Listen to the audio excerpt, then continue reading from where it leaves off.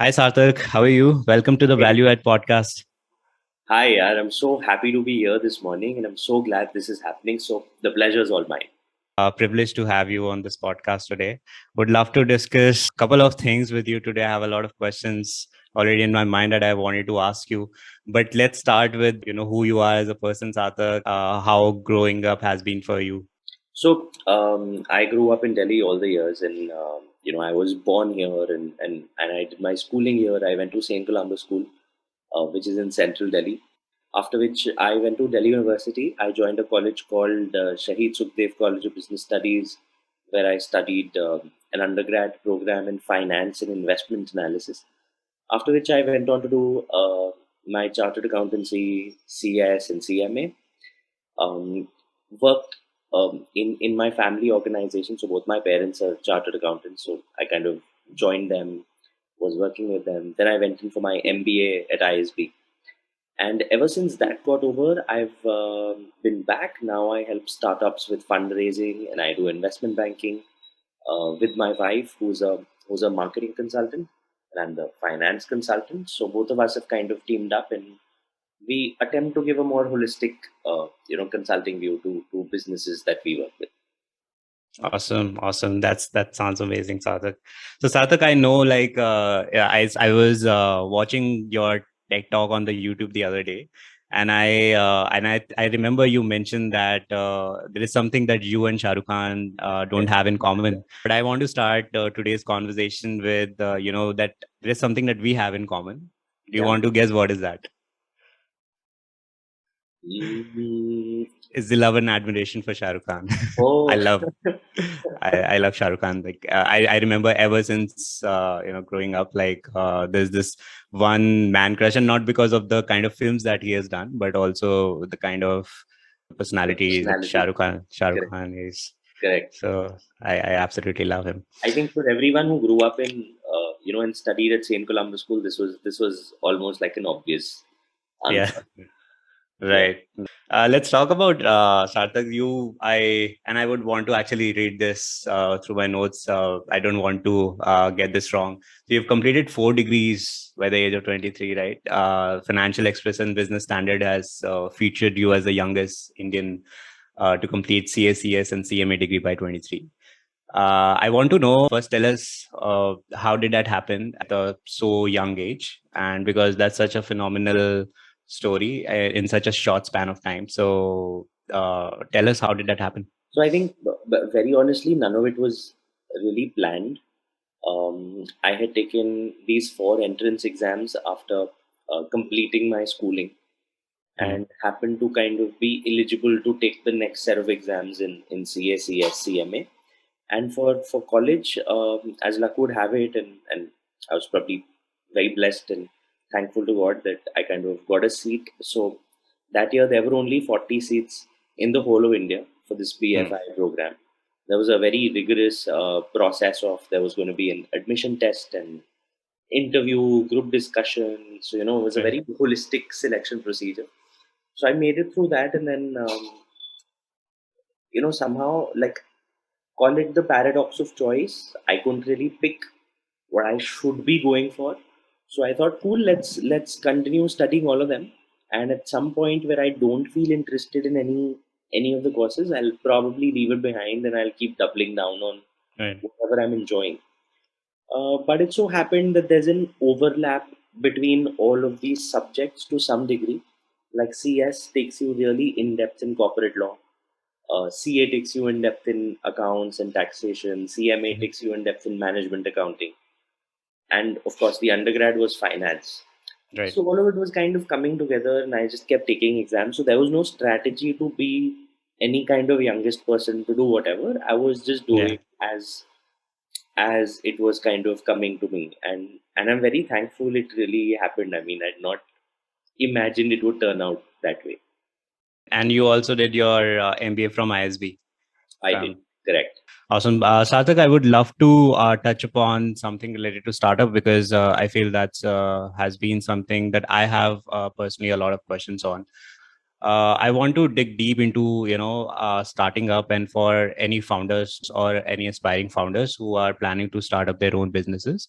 and who want to create scalable businesses and impact. I have a very specific question, sir. Like, when is the time somebody should even think to start a startup? Maybe we can start with that. So I think the biggest thing about entrepreneurship is that what people see in the media, there is a lot of survivorship bias to it, which essentially means that only those that have survived the entire rut and the grit Right. and the persevered through to take it to a point that they're in the news today, Right. what is visible, which is just the tip of the iceberg, so to say. Um, so people don't realize that it takes years to get to that point. And the initial years, especially, are very, very difficult because anyone who's in employment also gets a fixed amount of salary in their bank account on a monthly basis. They're used to, colleagues which may be in the hundreds, Yeah. going to an office which can really house hundreds and thousands of people and Great. have a coffee machine and have all fancy facilities available. But once you start up, you would essentially be doing it from your own house, probably your living room or your bedroom. Right. And it may take you at least a year or so to get to absolutely no traction whatsoever. And to still persevere and keep being on track to build something, that I think is the biggest test that entrepreneurs have to go through.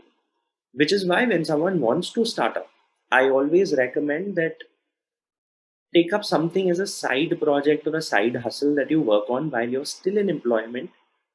Take it to a point where you're proud of what you've built. Right.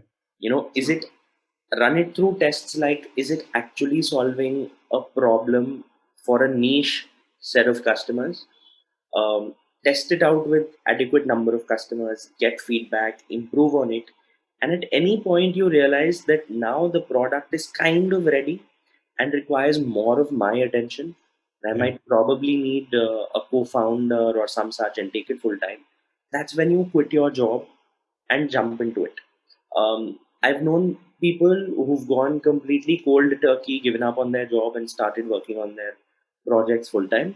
It just requires so much more grit and mental strength to get through that. Correct. So I think that's the first most essential that most people don't see when they hear startup stories.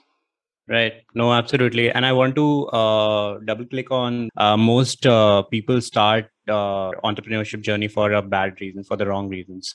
The wrong reasons could be, I don't know, maybe fame, just to get my story covered on your story, just to get covered on business standards and so forth. But yes, like just the way that you mentioned that, it's very crucial and essential to understand whether the product service that you are trying to build, do we have a market for that or not? So I want to go deep into what are some of the frameworks you think, or is there any set of frameworks that have worked for you or the people that you have worked with, or you had conversations in the past? What are some of the frameworks that have worked, to evaluate even the startup ideas? So I think for if you're calling something a startup, it has to qualify on two parameters. One is at some point, I mean, it has to make profit at some point, which could be Right. deferred. The second most important is scale. So the difference between a small business and a startup is that the startup, on the back of tech or content or something Mm. else that scales, can Right. serve millions of people. And a small business could be profitable right from the start Mm. and do very well and make a profit, but it may not be able to serve, say, millions of people because there may be some, some constraints related to the number of people you have employed or the geography Right. that you're really serving. Right. So that's the first test. That is it something which can scale in the future. Mm. Um, Now, I think that the next framework is to immediately check whether you're actually solving either a problem which exists through your solution 10 times better. So when Mhm. I say 10 times better, it is 10 times faster or 10 times cheaper or 10 times more efficiently in some manner. Because if it's not 10 times better, then it's Right. not actually creating any kind of disruption in the market. Correct. So you're going to be facing a lot of competition, and for you to again make your voice known differently or to stand out is going to be that much more struggle in terms of brand building and marketing and whatnot. Correct. So that's the second bit. The third is it doesn't solve a problem, but it's an innate need. So Mm-hmm. you figured an insight about people, which as of now they don't know it as a problem, but you're like, if I were to give this to them, Right. there is no going back for them. It will change their worldview towards. The most common example given for it is the iPhone. Yeah. Before which people couldn't imagine a phone Right. of that magnitude and that design. To come up with the second kind of insight or an innate need is very, very difficult, and that requires a lot of in-depth study of consumer behavior. So that most entrepreneurs are unable to get to. But of Hmm. course, people can start with the problem. The next bit is not going full on in your product, figuring out just two, three essential features, building a minimum viable product or an MVP, and testing it out on, as there is a rule of product launch called 1-10-100, where What is that? one is you need to define like one customer persona, just one customer persona who is the most ideal customer for your product. Okay. Then speak to 10 such people to validate the problem and see whether this product will solve it for them 10 times better. Okay. And then try your MVP on 100 people to get a consumer response on how is it doing. So, one customer Right. persona, 10 people you survey to understand the Right. problem, and then you test it out on 100 people. And only when you then run the Sean Ellis test on 100 people, which is you ask them a question that if this product was taken away, Right. will you be very dissatisfied, Hmm. somewhat dissatisfied, or it won't matter to you? Right. And at least 60% of the people should say that I'll be very dissatisfied. Correct. Right. So in certain frameworks, Sean Ellis has said that at least 40% of the people should say that I'll be very dissatisfied. But of course, if you increase the percentage, you're kind of raising the Yeah. bar for yourself. Right.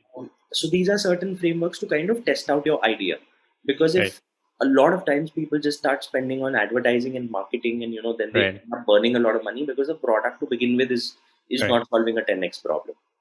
Right. Sarthak, can you share certain product services or say brands who have been into this particular framework? You give me what you can come up with, and I'll add on. So for me, it's WhatsApp for sure.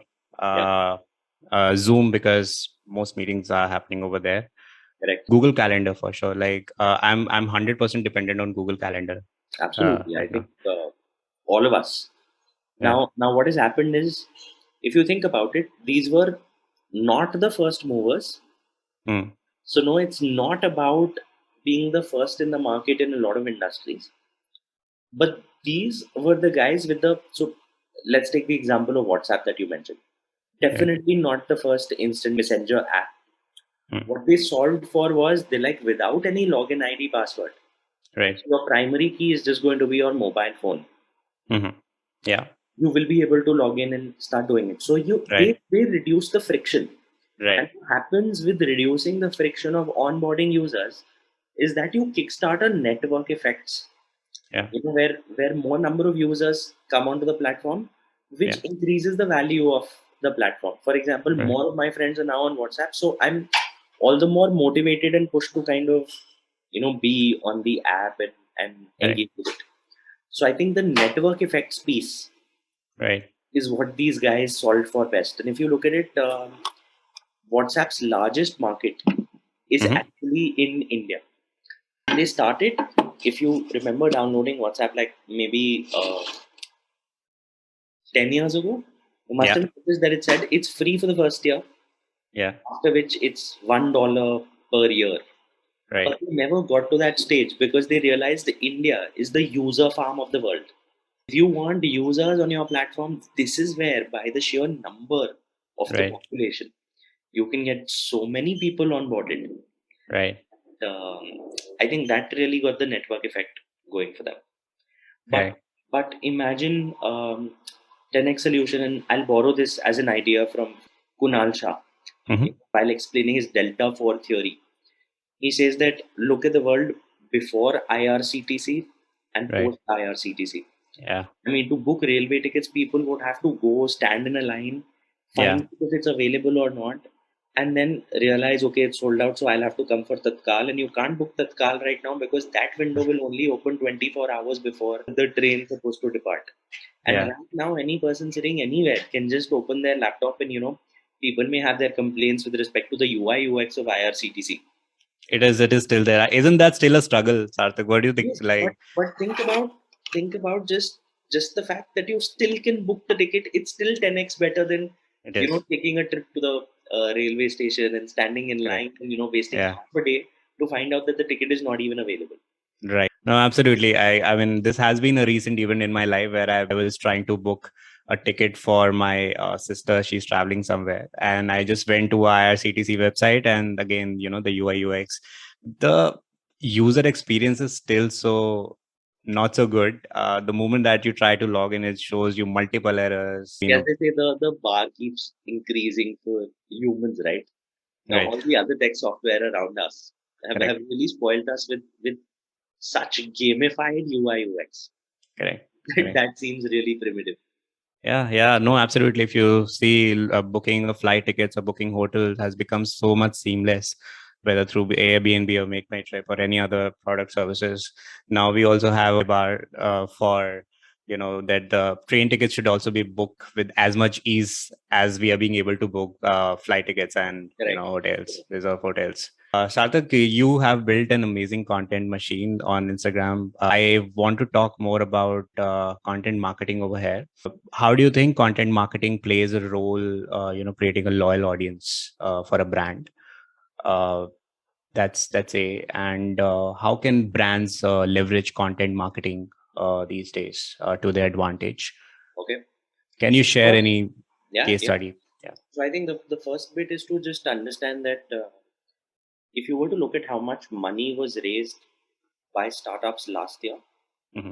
in India, so startups in India by most estimates raised close to $40 billion in India last year. Now, if you look at the use of funds slides of most startups, why do they raise money? Hmm. They raise money because they've built the product. Now they just want to tell the market about it, which essentially means that two major heads are one, hiring people, the second is marketing. For Right. most startups, the biggest bucket of expense is marketing. Right. And in the last year, only over a 10-month period, the marketing cost of marketing had doubled in Mhm. India and around the world. But I'm speaking of a data point which Matrix Partners India did a research over its portfolio companies, and they figured that the cost of marketing had doubled. Most of these companies are digital first, you know. So here the Right. cost of customer acquisition, so to say, is through digital ads, performance Yeah. marketing, and all of that. And those Right. rates have gone up. And people can see it also through influencer marketing because influencer Yeah. marketing rates have substantially gone up because people move on to what is cheaper and suddenly that becomes expensive. Yeah. That's how market equilibrium works. Right. Now let's take a case study. You compare an Unacademy, Upgrad, Byju's, and you compare that to a physics wala. Yeah. Physics wala became a unicorn with just one round of funding last year, Right. raised $100 million at a $1 billion valuation. Correct. Just diluted 10% of his company and took it to 8,000 crores. Yeah. Yeah. Why has that happened? Because over the past 7-8 years, he built it on the back of content.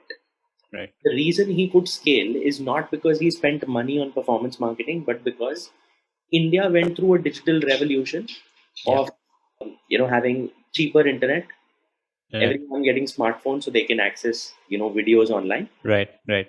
Anyone who was consistently posting could at some point, just owing to the power law, hit Yeah. like an inflection point and really increase their audience. Right. So I think now, if you were to think of just the time that they put in consistently over years to get to that point, is what took them there, which Right. now has huge monetary value to be able to Correct. build that audience. And as brands begin to realize it, and as platforms also begin to realize it, Right. Instagrams and YouTubes begin to realize that slowly brands are coming on to build content marketing. 100%. Absolutely. Now these platforms make money if you as a brand grow an audience. Right. So at this Right. point, because there is competition between TikTok and Mm. Instagram Instagram. and YouTube Shorts to get creators onboarded, Right. they are going to push certain creators and give them millions of followers so that others get motivated to come on board. Correct. But the moment in the next 2 years or so, this market consolidates and people and these platforms realize there's no point like competing on this anymore. Yeah. That Yeah. is where the platforms that remain and are most active Mm. will require people to pay money to build an audience. Right. Right. So I think it is still the right time where without budgeting something, people can grow an audience, because 2 years from now, it's Right. only going to, again, equilibrium will come in and it's only going to cost so much more money to build an audience online. Right. No, it's already exploding. I believe, platforms like Graphy, say for example, or what we are now calling a creator economy 2.0. Prior to that, a creator economy, which was mostly about getting a help of tools like Canva or Photoshop for creators to create content. And now creators are starting to monetizing uh, the audience that they have built over the period of time, and they want to own the 100% piece of that audience, not want to give even a chunk to these big platforms. Right. So this trend has been we have been witnessing across the world, I believe. I think that's one of the good insight. In one of your videos, Sarthak, you spoke about guerrilla marketing, where you mentioned about Red Bull case study. Can you talk about that? Can you talk in the context of how tech startups can use guerrilla marketing to their advantage? And if you can also highlight what happened with Red Bull when they use guerrilla marketing. So, guerrilla marketing as a term essentially Hmm. means that you don't spend on marketing in the traditional way. You Right. do something sly or something different, uh, which ends up really publicizing your product. So just to give the audience like a revision on how Red Bull did it, Yeah. is they had to spend a lot of money at the time of launch to let people know that this amazing drink is out there. Right. But instead of doing that, what they did was they started throwing crushed cans, empty cans of Red Bull outside the most popular clubs, Hmm. London. So the Right. morning after, when people would be passing by those clubs and they would see those Red Bull cans, they'd realize, okay, all the cool people are drinking, so I probably should try it out too. So I Yeah. think that's a form of guerrilla marketing where you're not really spending money on it. But Right. think of how brands can do it. I India think has done something very similar with colleges. correct. Like So, that's so one Red of Bull has always been into a lot of guerrilla marketing and capturing the right. audience when it's young. Right. It's done it in other forms, such as I remember personally having seen it at ISB. So the first exams that we had to take, where people had to be up the entire night Right. studying, Red Bull had left cans outside everyone's rooms with a best of luck message. So Wow. if you associate exam taking in the first exam with a free Red Bull, Right. you can imagine, ISB had like 8 terms, and each term had, a midterm exam and a final term exam. That's 16 Mm-hmm. sets of exams. And, Mm-hmm. for each, that's 64 exams to take. So you can imagine just giving Right. one and hoping that 20% of the people convert and want more of it Right. through the year is Yeah. just an amazing conversion funnel if you think about it. So that's That's a that. brilliant marketing hack. Correct. Like, yeah. Another thing for tech startups that I can think of is, I remember last year in NCR, Hmm. on the day of Karwa Chauth, because of the haze, was it? Or because of the weather, people could not see the moon for ladies to kind of break their fast. Right. Right. And that's where something started doing the rounds on WhatsApp, which said that, you could, if you were to open the Google Sky View app Yeah. or something and hold it to the sky, Right. you'll be able to like move the lens and it'll show you exactly where the moon is. And Wow. even though you don't see it on the sky, like in the sky, you will be able to see it through your mobile screen. Right. If imagine Google Sky View Right. used that opportunity as a way to just tell people to solve one problem. Correct. Imagine the number of downloads Google Sky View would have gotten, just No, by saying that. absolutely. Right. Right. This is one thing I can think of, but No, I there think would be that's thousands of examples. like I remember reading about Tinder's case study where in order for Tinder to get to get people get potential customers or potential users on their app, they just went to this party that was happening, and they said that, hey, you want to uh, meet or make friends with of the opposite gender, of the opposite sex. So, here's the app, you download it, and overnight you get like 10 12 matches, for every gender. And I think that's one of the brilliant case studies Absolutely, 100%. for the tech startups. But Sarthak, so want to ask about for the first time founders, right? It's very hard to decide whether to go for bootstrap, when they're starting up, or whether to think of institutional investments. So how a founder should decide that, is it a right time for me to raise funds, or should I continue to bootstrap as I am? So I think there are several factors one has to evaluate. The first Mhm. one being, what industry are you a part of? So say if you were part of the healthcare industry or the Mhm. biotech industry, or you're building something in pharma, if you think Right. about it, it's those industries by their sheer nature, because require a lot of R&D, they require a process of approval from the regulator, and Right. it's a long drawn process which takes a lot of money to take the product Yeah. to a point where it goes through all the tests of passing the regulator, plus Right. requires that much more R&D to first develop it in that format.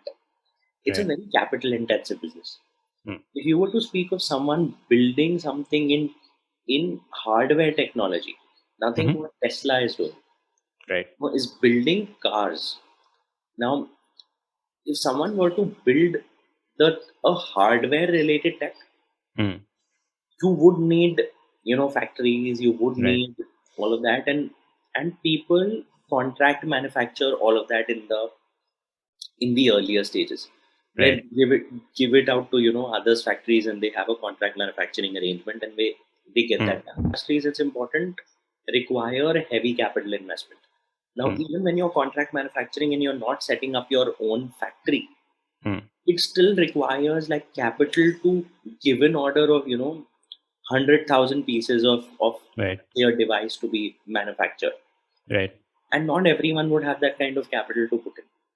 So Correct. the first thing is understanding whether your industry is capital intensive. If it is, you would need external capital to make a dent, and to even get like enough products out to test out from a pilot Right. stage. Right. But Right. if it's all software, if it's Mm. all tech, Right. I would say the only time to raise funds is to realize where you've got into a product which works, Mm. tested it out with like a initial set of users, which I say should ideally be between 100 to 200.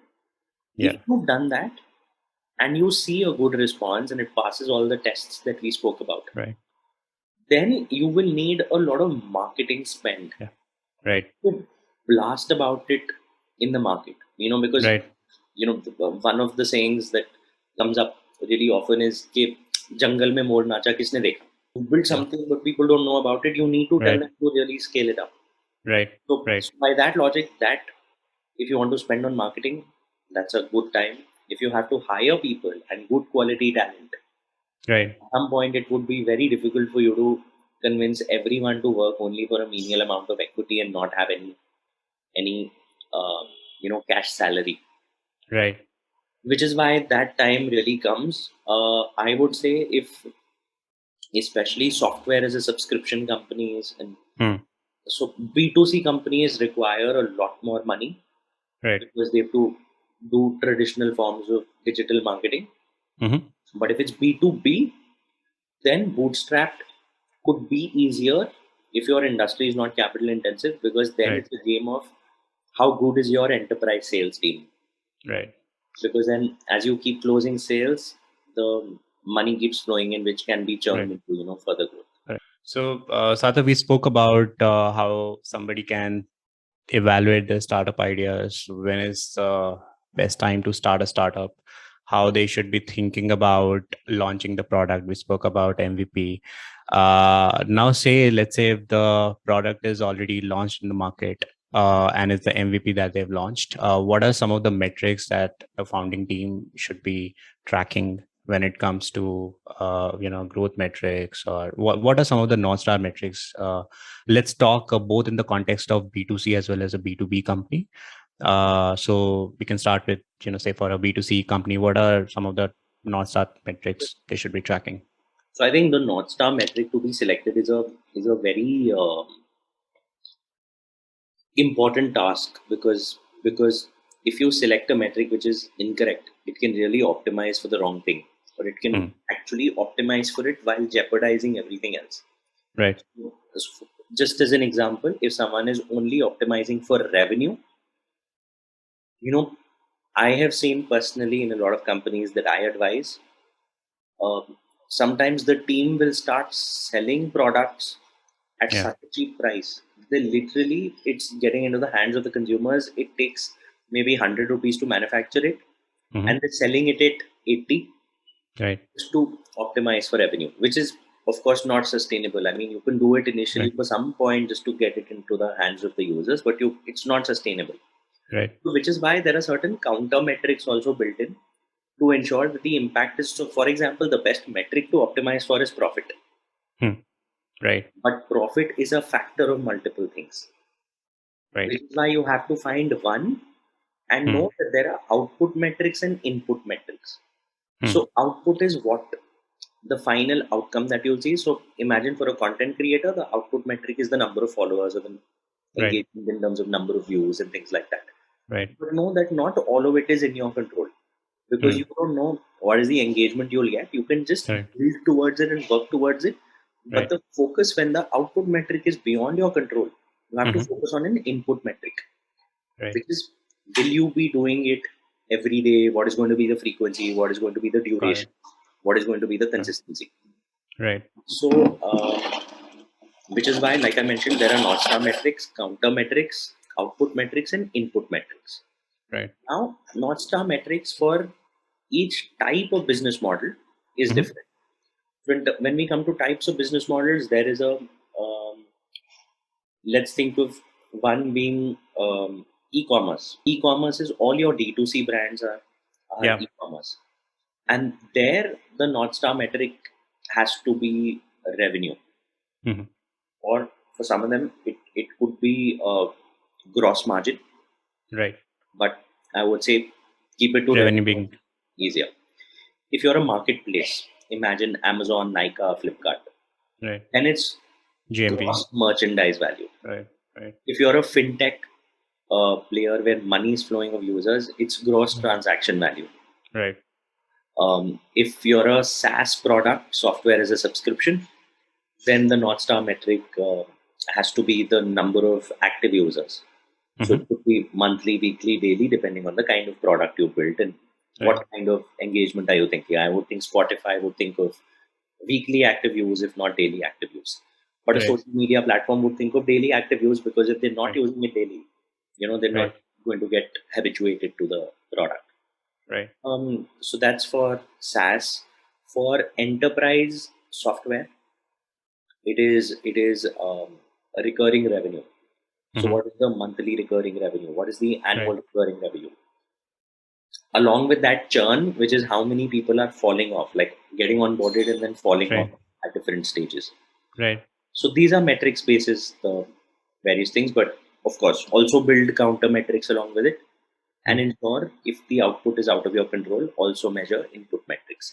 So the Got it. input metrics can be given to specific teams. Hmm. The whole organization looks at optimizing the North Star metric, Right. and the CEO should also have an eye on the counter metric. That's how I Right. look at it. Understood. Understood. So, I think that's a good way to look at it, and you very well dissected, for different kind of business model, how metrics should be. And these metrics, I believe, does change over the period of time. So, for example, early stage startup would be looking at a different metric, while a growth stage company would be looking at a different metric. 100%, 100%. So percentage growth is Hmm. is is something that a growth stage startup would do. Right. Something which is really early stage, which is just working on the MVP and launching the product. For Right. the net promoter score Hmm. or virality coefficient, Right. you know, is or word of mouth coefficient, which is Hmm. measuring how many people are really referring to others and getting people on board, because that shows that the initial set of customers really love the product to be Correct. spreading it, So because initially you're just testing for customer love, Right. then you're testing for if my growth rate is faster than others. Right. The initial days, I think it's more about how many users, how many signups, and how many daily active users we have already we are getting on the platform. And then once you are into a growth stage, then you start to look at the growth rate more closely. Like how, like we're speaking of retention there, right? 100%. Let's just change gears a bit, Sarthak. Wanting to talk about my favorite topic, content creation. So for anyone who's starting the content creation journey, Sarthak, what are your best tips for? I know you've been a very consistent content creator. I've been following your content for a really long time on Instagram. So, what are the some of the best tips that you would give to somebody who is just starting their content creation journey? To stay consistent at their game, because I know it's not easy to wake up every day, think of the content, and start producing it on all across all platforms. And I know you've spoken about this very briefly in one of your videos on your Instagram as So I think what shed some I light can there. I can say what I have tried to optimize for um, is so one easiest way to optimize for is to think of followers and subscribers and all of that. Right. But because you have to know that there's so much luck involved, by the sheer Right. nature of how these platforms work. Um, I mean, while of course looking at that whether you're creating content which the algorithm will like, because Hmm. the first step is understanding what each of those platforms want, and each Right. platform has a different type of audience which consumes content differently. So Instagram is pushing reels or short form videos less than Yeah. 1 minute. So if you're doing image posts on it Hmm. or you're doing something else on it, people are going to get really bored Right. with it in a while, Right. and the platform is not going to push it. Hmm. So you may not you're putting in the effort, but the platform is not. So people build carousels for Instagram, which did very well, but maybe Yes. at this point, the algorithm will not favor carousels over reels. Correct. So first you need to ride on the right wave and the intention of the platform. On Hmm. LinkedIn, because people consume content a lot of times while at work, Right. you know, It's a if, written content. if you're posting videos, then the Hmm. videos better have caption Right. so that even on mute they can see what it is. But Right. written content does better because that's what, even though LinkedIn is trying to push videos, Right. but by the sheer nature of how the users function on it, they prefer Hmm. written content. So that will Right. do better. YouTube till 6 months ago was all long form, Yeah. and anyone who started shorts at that time knew that it wasn't working because YouTube Right. was still coming to terms with it. Right. But now they're really pushing shorts. Yeah. So just digging deeper, doing your research on what each platform wants. Like YouTube optimizes for watch time, Right. so you need to Correct. ensure that your edits, your speed of speaking, Right. the entertainment value has to be such that people stick around for the longest time. Yep. So just understanding what each platform wants, and then I read this in Attention Factory, which is the story of TikTok, Mm-hmm. which said that there are people at the back end who will randomly pick one person, Mm-hmm. and that person will overnight get 1 million followers. Okay. And then that person becomes an overnight superstar. I mean, of course, they must have been creating content for a little, Right. but because they kind of overshot to being a celebrity overnight, Mm-hmm. and suddenly there's so much monetization opportunity opens up for them, and they start making huge amounts of money which they've never Yeah. seen in their lives.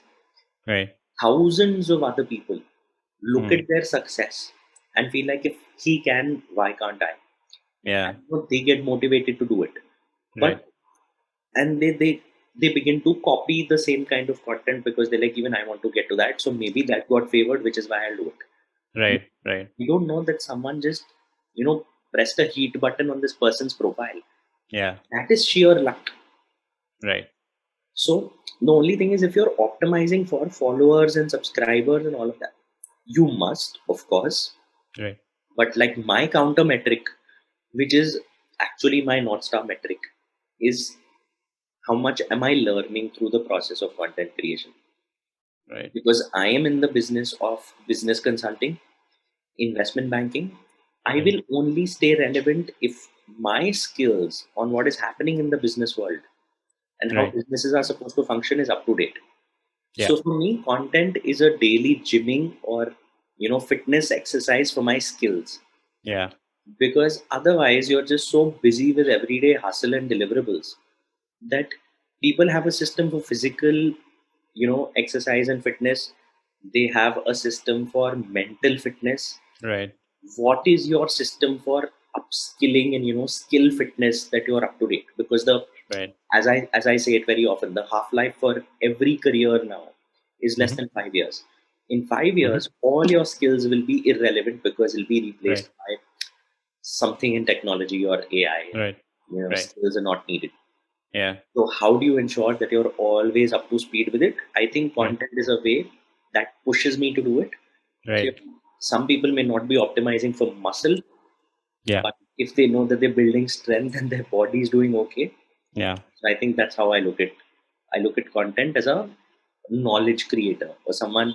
So we don't do collabs, we don't promote ads or brands on our page, Right.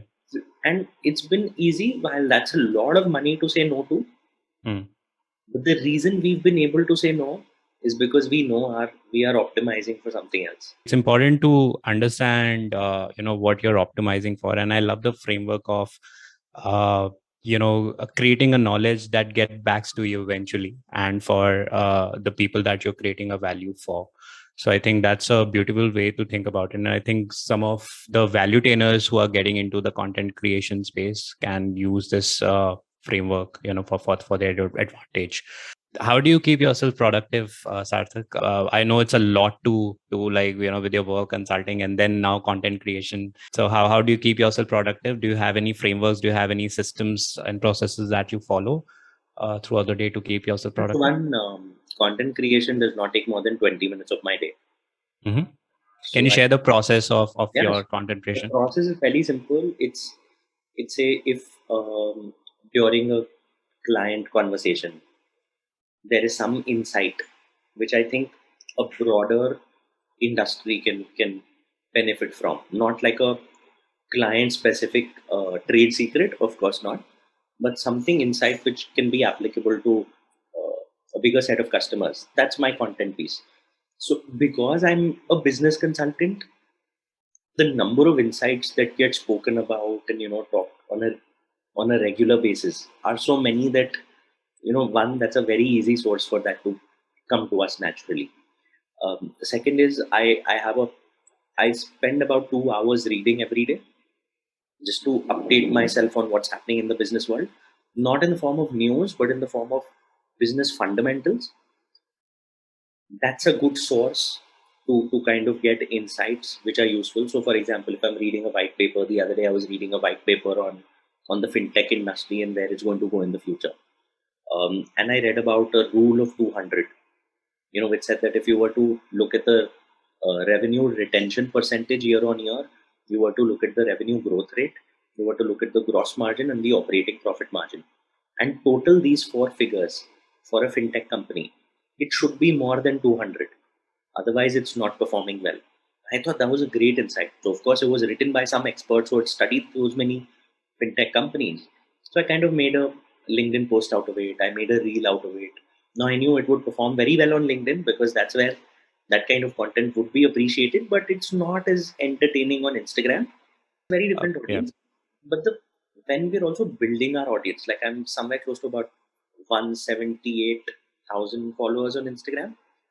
So the focus has not been to get to 1 million. The focus is to, okay, 100K, but they should really find the benefit from my content. Yeah. Which is why I also don't shy away from putting out like intelligent content, because I'm like, maybe the community I'm building Right. is of people, it's small, but they would appreciate these kind of insights. So as soon as I get any such insight, I just put it on WhatsApp as a note to myself, and anytime during the day. It could be after lunch, when I'm just having my cup of chai after lunch, that I'll just sit and, it'll be short. Or in the evening when I take like a coffee break or something, it will be short. Or after work, if it's late in the night, I'll sit in my office when everyone's gone and I'll quickly shoot it and push it out. So the Interesting. shooting process is that it normally doesn't take more than 1 or 2 takes. Like mostly, most videos get done in 1 take. Got it. If at all, it'll go to 2 or in some case 3. So that way, touchwood, I think, thankfully, because of all the practice, it doesn't take as much time. And I've been a public speaker a fair bit of my life. So shooting it barely takes 5 minutes. It's just the setup time, the Right. lighting and the put up the camera and start talking. And yeah, then I think posting it takes about 10 minutes. So I'll post it on 3 apps, Right. and I pass it on someone from my team to post it on YouTube. So that Right. doesn't go in from my time. So basically, 5 minutes of insight, putting it on WhatsApp as a note to myself, 5 minutes of shoot, and 10 minutes of posting. I have consciously tried and trained myself to finish that off in 20 minutes Mm-hmm. because I don't have that much time. Which is why a lot of times when, in my videos, I have a cup in my hand and people are like, he has an empty cup or something, and he's why does he hold it? It's not that. I'm genuinely shooting during my coffee breaks because that's how I build it in Right. my process. So is it an empty cup right now, Sarthak? I just finished it off. You've seen I've been Right. through Mm. this. So yeah, so I think that's one bit. Second is exercise. I used to do a lot in terms of physical fitness pre-COVID. I used Mhm. to go to the gym. I used to do weight training. I would do cardio and all of that. And during the pandemic, one couldn't go out, and I just Mm. wanted something more sustainable. And my day kept getting so much packed that it was very difficult to take out time for exercise. So then, at some point, I kind of promised myself that at least I should do 12,000 steps daily. Mm. On an average, 12,000 steps, which actually would take about 1.5 hour for 1.5 to 2 hours for anyone to do. Now, to Right. take out that time separately is again very difficult, uh, given like our work timings. So Yeah. post lunch, whatever work calls that I have, I take them only audio, and I Okay. go to a very exclusive park right behind my house, which there's no one at that time, and it's got a lot of trees. So I'll just Right. be like, walking very briskly Mm. and taking those calls on audio, and so that's how I kind of complete my Interesting. while doing like work calls. And I tell people that please don't mind any hawkers or any noises you may hear in the background. We're in India after all, so Right. but yeah, Right. that's my way to kind of balance those two things. This brings to last segment. I wanted to have a couple more questions before we finally bring this to the end.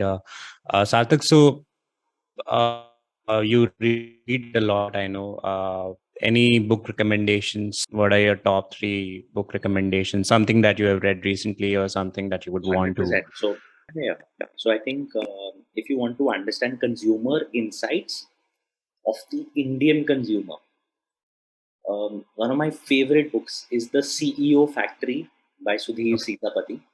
Okay. He was the CEO of HUL, Mm-hmm.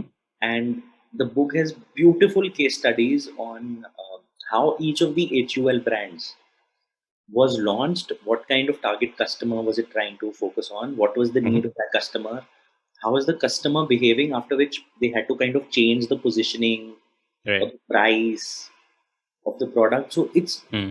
beautiful. Like I was reading it on an ebook app, Okay. and the night I finished it, I remember I probably finished it about 1:30 a.m. or something, and Hmm. I was in so much love of the book that I just immediately went on Amazon and ordered the hardcover because I said this I need it on my shelf. So Right. so that's one of my favorites. There is Contagious and Influence. I'll put these Okay. two in the same bucket if you Right. want to learn about consumer psychology for marketing, Right. okay, and even building products. Right. So Influence and Contagious is more about what goes viral, Hmm. and Influence is about how do you design and ensure that consumers love your product, and how can you market Right. to them and appeal to consumer psychology. Right. I am I just currently finished reading Working Backwards, Okay. which is story This is by. secrets and insights from Amazon. Okay. The two authors, the name of one is Bill Carr, but it's wonderful about how Amazon runs processes. Right. For anyone who's a founder Right. or someone in a high growth role who's heading a company, must read that. Um, then among my favorite reads, you know the list would keep going on. Like if I were to speak of other than business books, Right. I love Palace of Illusions by Okay. Chitra Banerjee. I Mm-hmm. think I've read several versions of the Mahabharata, but her version is just like next level. So I thought that was amazing. Um, Chitra Banerjee. So now it so happened that I read a lot of business related books Mm-hmm. and non-fiction. If you want to learn about network effects, then The Cold Start Problem by Andrew Chen Right. is one of my favorites. If you Right. want to learn about pricing, an Hmm. entire book on pricing is Confessions of the Pricing Man. Wonderful frameworks on pricing. I think I just loved it. I quite Interesting. enjoyed the Almanac of Naval Ravikant, Naval Ravikant. Yeah. which is why I'm looking forward to the yet to release the Almanac of Balaji Srinivasan. So I'm looking forward to that one. So yeah, there are plenty Interesting. because I have tried to combine like learnings and insights from all of these books into my book, which is Right. Daily Coffee and Startup Fundraising. So yeah. Yeah. Yeah. Tell me more about that. Your book. What Daily Coffee and Startup Fundraising. What is it about? So essentially, I think the need of the book arose from what is it that consumers want. So two Mm-hmm. most common messages in my DM are Mm-hmm. one, recommend a book where I can learn all of this that you talk about. Right. This is what Right. people say. And the second is, can you help me with fundraising for my startup? Mm-hmm. So I thought people want a book, and there are so many books that I keep recommending. Right. If I were to give them just one, Yeah. which would have all fundamentals, that's a need in the market. Right. And then with startup fundraising, there are a lot of books on fundraising which are written by authors from Silicon Valley. Hmm. So the context is very Americanized, Right. but in India the laws are different. Right. So the concepts, how do they fit into the Indian law, and what is it Yeah. that an Indian founder needs to know about the process? Right. For Right. that, I couldn't find any book really which was worth its salt. I thought, basis this consumer need and insight. Um, the book is divided into three sections. The Mm-hmm. first one is called Getting the House in Order. With Okay. everything, like all frameworks you need to know about MVP, customer Mm-hmm. testing, insight, Interesting. Delta 4 theory, 10x, like how do you measure all of that? Okay. That's the first part of the book. The second part of the book is on finance and fundraising. Mm-hmm. How do you build a pitch deck? How do you build a financial model? How do you shortlist Right. investors? How do you reach out to investors? Um, Right. how do you think of valuation? How do you think of ESOPs? All of those Mm. things are the second part. The third Got part it. is more legal. How do you negotiate a term sheet? Mm. What is the process Right. and the timeline for Right. doing all of this? What kind of shares Right. would you have to issue? Right. Do Right. startups issue preference shares and not equity shares to investors? How can you do Right. convertible notes and all of that in India? So all of that is part three. So I think Interesting. all of this knowledge in about Interesting. 320 pages, I've tried to fit along with Wow. that like about 250 names of investors, accelerators, VC funds in Wow. India with links to their websites and all of that. So bunch of resources like that, due Right. diligence checklists, like what should Right. you do before you go to an investor so that all of this information Correct. is ready. Correct. I think all of that I've tried to put together in the book. I'm sure that that must be a beautifully collated one. Is it available on Amazon, It is. It is. Sarthak? It's Okay. available on Amazon. I'm definitely going to order this one because this might come handy for me in the near future, I believe. This brings me to the next question, Sarthak. What is that one massive potential opportunity that you think for Indian entrepreneurs, where which is something that they can bank on? Opportunity. I'll say, I'll borrow this from Andreessen Horowitz. Hmm. Um, I think in one of their newsletters, they mentioned that this is what the firm is looking at as the ABC of the future. So A stands for AI, Mm-hmm. B stands for biotech. So Okay. they're really looking at biotechnology opportunities now. Right. I think that boom is going to come. And Right. C stands for crypto and blockchain Right. Right. and Web3. So Right. I think that was very well put and distilled into these three Yeah. buckets. So yeah. I thought you were going to say C for the content creation because content is something that has been on the See, top of the pyramid of it. which is why I feel what is um when people look at content creation as a business, Right. I feel they should also think of what has happened to traditional media. Traditional media companies, in a lot of ways, are not profitable. There's a lot of Right. competition. Right. So, so, so know that content creation, if your business is going to be content creation, at some point it's going to follow the same life cycle of the traditional business. Right. But if you were to think that content is an enabler for your main business, Right. to create a marketing funnel, to build a community, to build Yeah. loyalty for your otherwise main product or service, which is different, that's Right. where you're using it and leveraging it to build something Correct. even more massive for the future. No, absolutely. That makes sense and very well put. I think was a absolute pleasure speaking with you, and such a privilege to learn so much regarding marketing, content creation, as well as startups. Lastly, would love to know, Sarthak, where people can find you online, their website, what are your social handles, and of course, I'll also link it into a description of the YouTube video. So my But Instagram is CA Sarthak Ahuja. Mhm. On LinkedIn, they can type Sarthak Ahuja, and my face with the yellow background will show up. Uh, Right. YouTube, I don't create a lot of content, but they will find me on YouTube. I mean, I create a post every day, so we're still putting all the shorts on YouTube. But yeah, we're Right. working on long form content for YouTube also. Right. So that's that. And yeah, I think those are three handles you will find me. Otherwise, there are my business websites, like I'm part of a CA firm that I'm a partner. Right. There is an investment banking firm that I'm a Mhm.